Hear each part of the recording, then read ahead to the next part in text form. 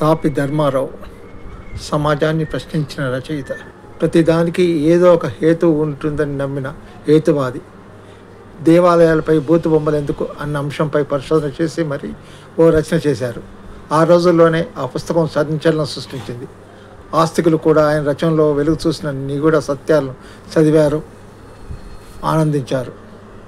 ఆయన కలం నుండి వెలువడిన పెళ్ళి, దాని పుట్టుపూర్వోత్తరాలు, ఇనుప కచ్చరాలు, పాతపాలి, కొత్తపాలి, ఆల్ ఇండియా అడుక్కు తినే వాళ్ళ మహాసభ ఇలాంటి ఎన్నో తెలుగు పాఠకలోకాన్ని ఉర్రూతలూగించాయి.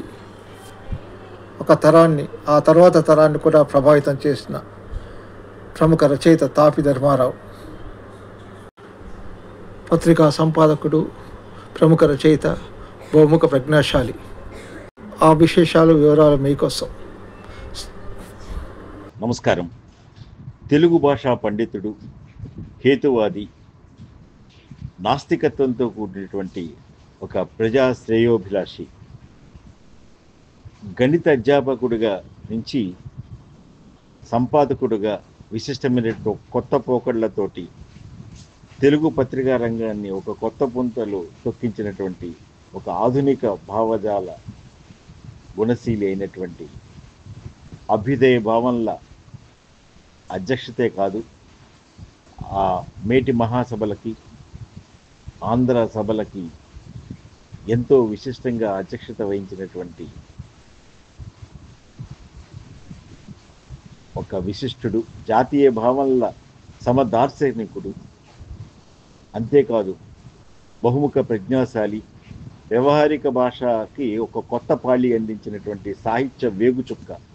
ఈ సాహిత్య వేగుచుక్కగా ఎంతో విశిష్టంగా అన్య భాషా మాధ్యమాల కంటే కూడా ఆ వద్దు, తెలుగు ఈ మాధ్యమమే ఎంతో ముద్దు అని చెప్పి యునెస్కో వారి యొక్క పిలుపు కూడా అందుకున్నటువంటి ఒక విశిష్టమైనటువంటి ఒక స్వరం.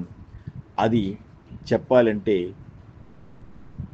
వ్యవహార భాషా ఉద్యమ గిడుగు యొక్క శిష్యుడైనటువంటి, అలాగే సాహిత్యానికి ఒక కొత్త పందా, కొత్త బాటలను ఇచ్చినటువంటి ఆ సంపాదక ప్రతినిధి, చిత్ర పరిశ్రమలో కూడా తనదైనటువంటి ఒక ప్రత్యేక సంభాషణల ఆ చాతుర్యం చూపించినటువంటి ఒక బహుముఖ ప్రజ్ఞాశాలి మరెవరో కాదు, తాపీ ధర్మారావు నాయుడు. ఆ తాపీ ధర్మారావు గారి యొక్క జయంతి కూడా విశిష్టంగా ఈరోజు అటు ప్రముఖమైనటువంటి పద్మభూషణ్ బోయి భీమన్న గారి జయంతి నాడే రావడం విశిష్టం. తాపీ ధర్మారావు గారు 19 సెప్టెంబర్ 1887, 19 సెప్టెంబర్ నాడు, 19 సెప్టెంబర్ 1887లో జన్మించి బరంపురలో జన్మించిన ఆయన యొక్క వాణి అంతా కూడా ఆంధ్రాలో ఒక విశిష్టమైనటువంటి ఆ బరంపురం వాణి నుంచి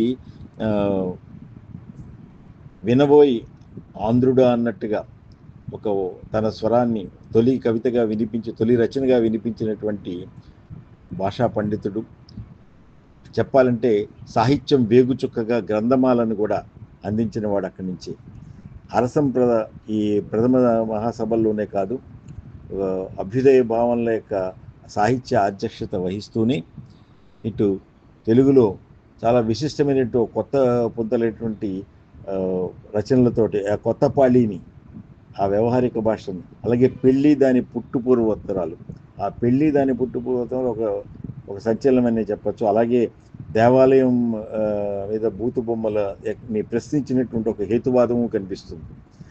ఇవన్నీ ఒక ఎత్తు అయితే, ఆయన మాలపిల్ల, రైతు బిడ్డ, అంతేకాకుండా పల్లెటూరు పిల్ల, ఇలాంటి వాటికి చిత్రాలకి, చాలా విశిష్టమైన చిత్రాలు, వాటికి సంభాషణ చాతుర్యం చూపించినటువంటి విలక్షణ రచయిత అని చెప్పచ్చు. అంతేకాదు ఆయన సమదర్శిని, జనవాణి, ఈ కాగడ, కొండెనాగు, ఈ జనవాణి పత్రికలు వీటిలంటూ విశిష్టం వల్లనే, అందుకనే ఆయన యొక్క జయంతిని చాలా విశిష్టంగా మనం చెప్పుకుంటే తెలుగు మాధ్యమాల దినోత్సవం కింద. ఎందుకంటే పత్రికా రంగంలో ఆయన యొక్క కొత్త పుంతలు, ఆ కొత్త పోకళ్ళు ఎప్పటికీ కూడా విశిష్టమైన కనుక అటు తెలుగు మాధ్యమాల యొక్క అభిరుచిని విశిష్టంగా చాటినవాడు కనుక తెలుగు మాధ్యమాల దినోత్సవంగా ఆయన జయంతిని జరుపుకోవడం ఎంతైనా ఉదాహరణ. అందుకు ప్రత్యేకంగా ఆయనకి సహృదయ నివాళులు అర్పిస్తూ, ఆయనలో ఉన్నటువంటి ఆ సాహిత్య ప్రతిభ ఎంత గొప్పదంటే, ఆయనలో ఉన్నటువంటి ఆ కొత్త పుంతలు ఒక జన ఉద్యమంకి, వ్యవహార భాషకి గిడుగు శిష్యుడిగానే ఉండడమే కాదు, బహుముఖ ప్రజ్ఞం ఎలాగైంది అంటే, ఆయన ఈ వ్యాయామ గురువు ఎవరంటే తాపీకి